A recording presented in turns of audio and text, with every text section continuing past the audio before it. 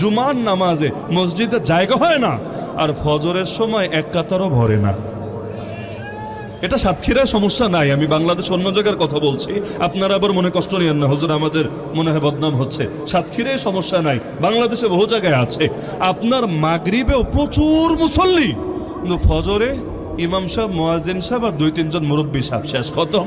আর তাও মাঝে মাঝে আবার ফজরের আজান রাজো পর্যন্ত আমি আগামাথা বুঝি না। আগামাথা বুঝি না মানে এই অর্থে, ওই যখন নক্ত শুরু হয় ওই সময় থেকে মাইক বাজা শুরু হয়, একদম সূর্য উঠতে আর অল্প সময় বাকি 5 মিনিট, তখনও দেখবেন মাইক চলছে কোথাও না কোথাও, আজান চলছেই চলছে, থামাথামি নাই। ফজরের টাইমে খেয়াল করলে দেখবেন আজান চলছেই চলছে। কেন আজান এত এলোমেলো কেন হচ্ছে?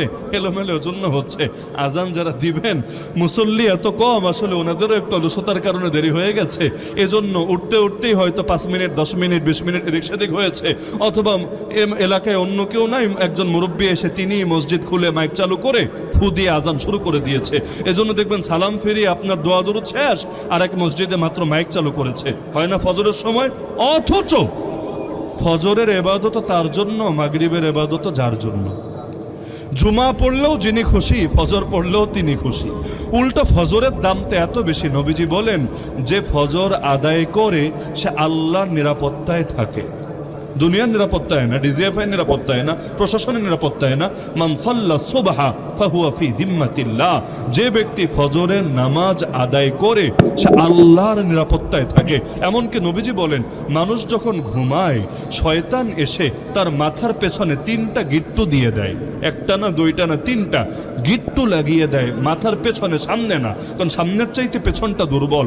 আল্লাহ রসুল বলেন ঘুম থেকে উঠে যদি বান্দা 3টা কাজ করে, একটা একটা করে 3টা গিট্টু খুলে যায়, আর যদি কাজগুলো না করে গিট্টুগুলো রয়ে যায়। গিট্টু বুঝেন তো? এই যে বসে বসে আর শুনছেন ভদ্র মানুষের মতো কিছু দুষ্ট পোলাপান থাকে, দেখবেন পাঞ্জাবি পেছন দিক থেকে এসে গিট্টু মেরে দিয়েছে। পরে যখন উঠতে যাবেন তখন দেখবেন কিরে নিচ দিকে টান লাগছে কেন, তাকিয়ে দেখবেন নিচে গিট্টু লেগে আছে। তো শয়তান এভাবে গিট্টু মারে মাথায়। কয়টা?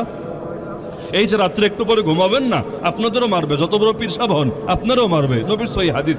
গিট্টু কয়টা? 3টা। এই 3 গিট্টু খুলতে চাইলে 3টা কাজ করা লাগবে। নবী বলেছেন ঘুম থেকে উঠে যদি আল্লাহর নাম নেয়, আপনারা ঘুম থেকে উঠে কার নাম নেন? সর্বনিম্ন যদি করে আলহামদুলিল্লাহটাও বলেন।